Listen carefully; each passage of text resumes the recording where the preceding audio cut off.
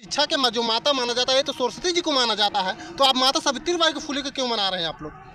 ऐसा है कि अभी देखिए जितने भी विद्यालय तो माता सावित्रीबाई जब निकलती थी बच्चों को एजुकेशन दिलाने के लिए, पढ़ाने के लिए, तो उसके बाद से तो गांव के कुछ समाज के ठेकेदार लोगों ने क्या किया था, उन पर गोबर फेंकता था, कोई ईंटा पत्थर से चला कर मारता था ताकि इससे भी ये रुक जाए और समाज में महिलाओं को, बच्चियों को शिक्षित ना करें।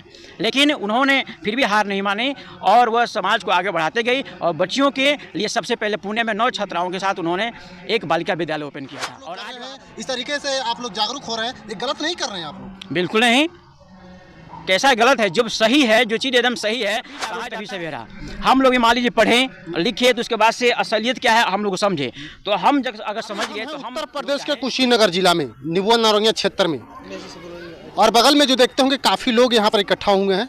काफ़ी लोग इसलिए यहाँ जो इकट्ठा हो गए हैं ना, आज पूरे भारत में देखा जाए तो जितने पिछड़े समाज के लोग हैं आज पूरे जागरूक हो गए हैं।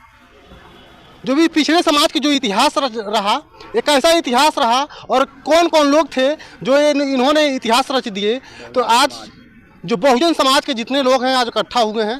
तो आज इकट्ठा होने का मकसद यही है, जो सावित्रीबाई फुले के जो कार्यक्रम हुआ है, अभी इन लोग से हम जान लें कि कार्यक्रम किस अवसर पे और क्या क्या उद्देश्य में ये लोग कार्यक्रम कराए हैं। सबसे पहले स्वागत है हमारे चैनल में आप लोग के। जी बहुत बहुत धन्यवाद आपको और आपके चैनल के जितने भी दर्शक देख रहे हैं उन सभी को। तो ये माता सावित्रीबाई फुले के जो कार्यक्रम आप लोग कराए थे, तो क्या उद्देश्य रहा है कार्यक्रम के आप लोग? और सबसे पहले तो हम आपको बता दें कि माता सावित्रीबाई फुले कहा जा रहा है और पहले भी उन्होंने जब शुरुआत की थी, हाँ, उस समय से लेकर के आज तक उनका एक बहुत बड़ा इतिहास रहा है, लेकिन उस इतिहास को दबाया गया।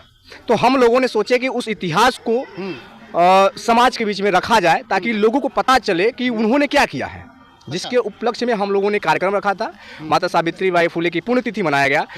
वो एक ऐसी महिला है जो महिला समाज के लिए लड़ाइयाँ लड़ी हैं। वो भारत की प्रथम अध्यापिका है, अच्छा, महिला की, और पहला विद्यालय वो पुणे में खोली थी। अच्छा, उस समय उनको तमाम कठिनाइयों का सामना करना पड़ा था। हाँ? जब वो पढ़ाने के लिए जाती थी तो उनके ऊपर मिट्टी फेंका जाता था, गंदगी फेंका जाता था। समझिए उस समय हाँ? वो महिलाओं के लिए विद्यालय खोली और आज जो हमारे समाज में महिलाएं पढ़ रही हैं उन्हीं का देन है। उसी के लिए हम लोग समाज में जागरूकता फैलाने के लिए एक कार्यक्रम जो किए थे, उनकी पुण्यतिथि मनाए थे। ये माता सावित्रीबाई फुले आज देखने को मिला, चर्चा हो रहा है पूरे भारत में, अब चर्चा हो रहा है। आज से लगभग 2 साल पहले क्यों नहीं चर्चा होता था? माता सावित्रीबाई फुले क्यों दबाया जाता था? और चर्चाएं तो हमेशा रही है उनकी, लेकिन कुछ ऐसे लोग हैं जो उस इतिहास को दबाने की कोशिश किए हैं। लेकिन अब समाज जान चुका है, इसलिए हर जगह पे जो भी हमारे समाज के क्रांतिकारी रहे हैं, चाहे समाज को आगे बढ़ाने की बात किया जाए, शिक्षा के क्षेत्र में हो या स्वतंत्रता के क्षेत्र में हो, आज समाज जान चुका है। इसलिए हर जगहों पे आज जो भी उस तरीके के लोग रहे हैं उनको आज मना रहे हैं और काफ़ी लोगों में एक उमंग भी देखने को मिलता है, क्योंकि आज लोग जान चुके हैं हमारा इतिहास क्या है। सबसे मुख्य बात यह है, जो माता सावित्रीबाई फुले की पुण्यतिथि जो आप लोग मना रहे हैं, सर आप लोग मना रहे हैं, बहुत खुशी में हम देख रहे हैं, बहुत खुशी के माहौल में आप लोग मना रहे हैं। लेकिन माता सावित्रीबाई फुले जो शिक्षा के जो माता माना जाता है, तो सरस्वती जी को माना जाता है, तो आप माता सावित्रीबाई को फुले को क्यों मना रहे हैं आप लोग?